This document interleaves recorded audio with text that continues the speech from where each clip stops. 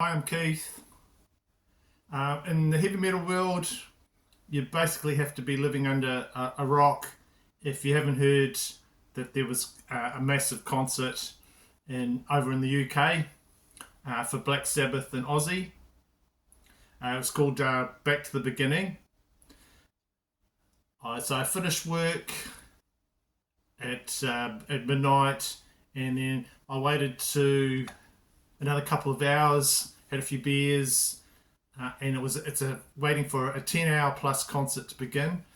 It was held in Villa Park in Birmingham, a celebration of heavy metal and the music of Ozzy Osbourne and Black Sabbath.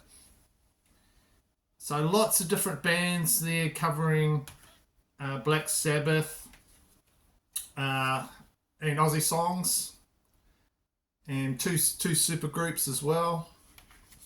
And it finished with some sets from Ozzy himself and Black Sabbath.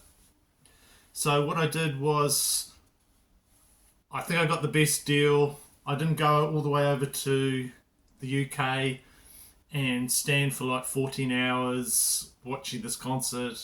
I paid for the pay-per-view in New Zealand here. It was like $55, and I watched the 10-hour concert, and I've actually watched it a couple of times. Just want to thank Ezra, who kept me company and through the whole thing. We had a few beers, had a snacks, and just kept me going through the whole thing with music talk, concert information. I was pretty tired. I don't think I slept properly the night before either. And if it hadn't been for him watching with me and just talking and that, I probably wouldn't have made it through the whole 10 hours. I would have just gone to bed probably, to be honest. Anyway, the show. Lots of music legends, absolutely fantastic. Lots of surprises. An early surprise was the first, what they call a super group, where they bring in lots of different artists to play. And the super group was Lizzie Hale, who was just sang really, really well. Nuno Betancourt from Extreme, and Jakey Lee, and quite a few others. Now that kicked off, and they were going to start, getting ready to go. The band was all out there on stage, and then they're looking around. Where's Jakey Lee? Because he was supposed to be on stage as well. He was one of the performers. So they're waiting, and then a little while after that, they're all ready to go. He just wanders slowly on stage, just straps on his guitar, and away they go. So what followed was a supergroup version of Shot in the Dark. And I just have to say, Nuno Betancourt's performance throughout this whole concert was just really, really good. And he just nailed all the guitar parts for those famous songs to a T, and just looked like a massive star through the whole thing. What happened after that? Jack Black, his band of sort of like the kids of, sort of like a kids of rock thing, a school of rock thing, with the children of a lot of the stars that were performing. He did a version of Mr. Crowley. He did a fun version of Mr. Crowley. Sort of, he actually came to New Zealand a while ago, and he got on stage with the Foo Fighters and did a version completely over the top Jack Black version of Big Balls. So he did a sort of the same sort of thing with the song Mr. Crowley, and that was one of, I think they did that song twice in this whole concert. So anyway, after that, Sammy Hagar, who I love, he jumped on stage. He was just about to fire up, and I think we saw part of him doing Flying High again, and then for whatever reason, during a technical hitch or whatever, uh, everything went on that. So missed a chunk of that, some sort of technical hitch. But later on, they reprised that part, so I got to watch that. He made some sort of, I don't know why he was getting confused with the lyrics or something with the Aussie song "Flying High Again," but then he did a really good version of Rock Candy. Yes, so it's good to see him on stage, and then I'll leave it to probably some other channels to do a detailed breakdown. This concert is just all over the social media and YouTube and whatever. But all I'll do is I'll just talk about what I myself thought were highlights for me. Um, Papa V from Ghost singing "Bark at the Moon." Go.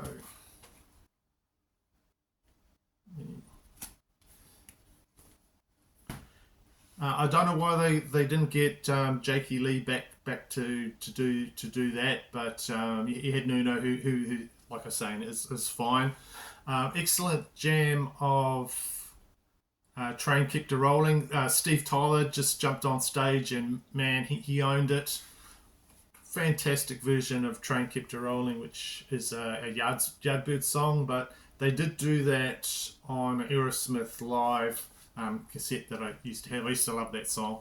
I didn't really know who sang it till quite a while later, but he just did not sound like his age at all. He just screamed it out. Ron Wood from the Rolling Stones was on stage as well with Nuno again, Tom Morello, Rudy Sarzo, just to name a few. And what else? Pantera doing Walk. Great. They did a good set. They did some Sabbath covers. They did Planet Caravan, Electric Funeral, all good. Great to see those guys. And Tool, that they just shortened their usual long songs with their set, and they covered Sabbath's Hand of Doom. But a surprising thing for me, and when I was discussing it with my friend the next day, he's a big fan of the Sabbath album, and that is the Sabbath album Never Say Die. A lot of those songs were on the band set lists, which was surprising. I don't really know that album too much at all. I usually listen to other ones, but I'm gonna really investigate that album more because I enjoyed the songs that were played. Guns N' Roses covered "Never Say Die" in their set list. What else did they do? There was another one. I've got it right here, so I'll see. They did Junior's Eyes. Axel. They did a version of Sabbath, Bloody Sabbath, but there was we said at the time I was talking to Ezra, said, well, I think there's something wrong with it. Yeah, it's a bit out of sync or something with that one. The covers experts, the experts that really do these covers very very well is of course Metallica, and they pulled off some amazing Sabbath versions of some of their deep tracks, and they did Hole in the Sky. What's that off? That's off Sabotage. Yep. And Johnny Blade again, another cover from Never Say Die. Got to talk about Slayer, who just killed it. Not much more to be said about that. They just killed it and were great. Really, really heavy, great. So at this point, it was like about, I don't know, nine hours in, and I was really starting to flag. Tired. Had a few, yeah, obviously a few beers, and there were lots of ads and repeating of performances you've seen. Well, they had a revolving stage. They reset the stage. It was like was it Live Aid? They did that. The stage just revolves around. They set it up, and then so there's a quick turnaround between bands. I think it was like only about 7 minutes between each band where they set up the stage for the next band. Really amazing. So I sort of closed my eyes a bit at that point, and then was really reinvigorated and got woken up when Ozzy popped up on his throne. He came up through the stage, waving and that. Looking as you can sort of expect for his health problems and things like that. But yeah, quite an emotional moment to see him on stage again, because I did not have massive expectations about what he was going to be able to do. Totally understandable, but emotional moment when he was on stage. Is also, that might be the last time. Probably will be the last time he will be performing these songs live. I thought he did a fantastic job. He was absolutely thrilled to see everybody and be performing again. That's what he was basically born to do. So really awesome. He sounded good. Zach was there as his foil. Pretty close to them, all doing helping with vocal, helping with everything. Really cool. So he did quite a few songs from actually quite heavy on this album here. Debut solo Blizzard of Oz. So what did he do? He did first song. He did I Don't Know, and then Mr. Crowley. That's the second time you heard it. Like I was saying, Jack Black did a version of that, and you got Suicide Solution, and it actually ended with Crazy Train. Yeah, so you're quite heavy on this album. Out of the, was it 1, 2, 3, 4, 5 songs, there was 1, 2, 3, 4 songs from this album. But the crowd got quite emotional when he did "Mama, I'm Coming Home." That's a good song, but probably not my favourite. But you pan to the crowd, and a lot of people were crying and things like that. With that ballad.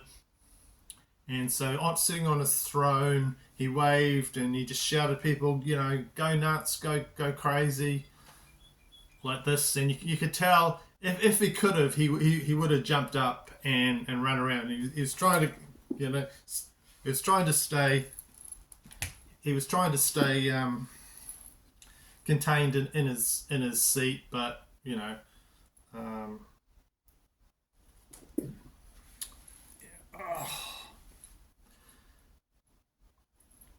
sorry, technical problems, like on the live stream. So we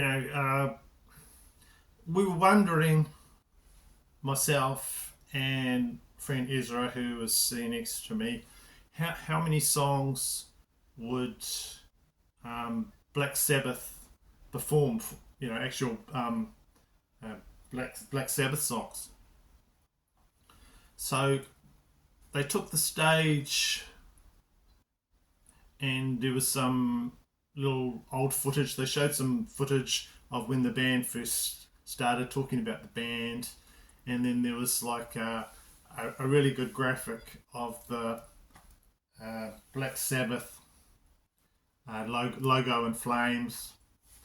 That looked fantastic up there, and they toyed with us a bit like they played a little bit false beginnings of other Black Sabbath songs, and then they just totally launched into War Pigs. That was the first song they played, and just totally appropriate with the world at the moment, with War Pigs at the moment. Just a great song. I thought they might have started off with Black Sabbath from here, but no, War Pigs, good choice. And during the song, the camera sort of panned down, came over the top of Bill Ward there on the drums, and you could see his drum kit. You could see him here. He hadn't taken off his shirt at this point, I don't think, or had he? And clear as day, in big letters on one of his drums, was the entire set list for all the Black Sabbath songs. So all the mystery was gone. We knew exactly. I turned to Ezra. I said, "Did you see that?" And he said, "Yeah, I saw that." And so we knew exactly what they were gonna play next. So spoiling the surprise, but 4-song set list. So after War Pigs, it was NIB, Iron Man, and Paranoid. So just totally fantastic to see the original lineup. I've got to say, of Black Sabbath still alive, still on stage, playing together.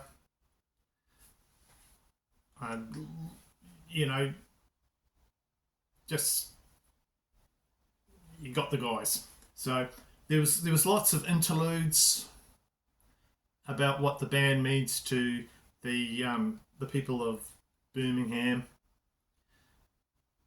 You're talking about lots of tributes type thing, and if you want, really cool little thing was you could upload your own 15-second tributes to the band. So I should have done that straight away as we went on, but I was a bit chicken, and then I only did a 5-second one. But if you uploaded a little video, they would show it on the screen between songs and things like that. But never saw my one. So I watched a lot of others from people all over the world. Never saw anyone from New Zealand, but I did see a couple from Australia. Just people from across the world. So yeah, that's it. Just my feelings on. Really enjoyed the concert, and really fun into their career. Thank you, OZZY. Thank you, Black Sabbath, and thanks for watching this video. I hope you like my thoughts. Let me know what you thought about it in the comments, and I will see you in my next video.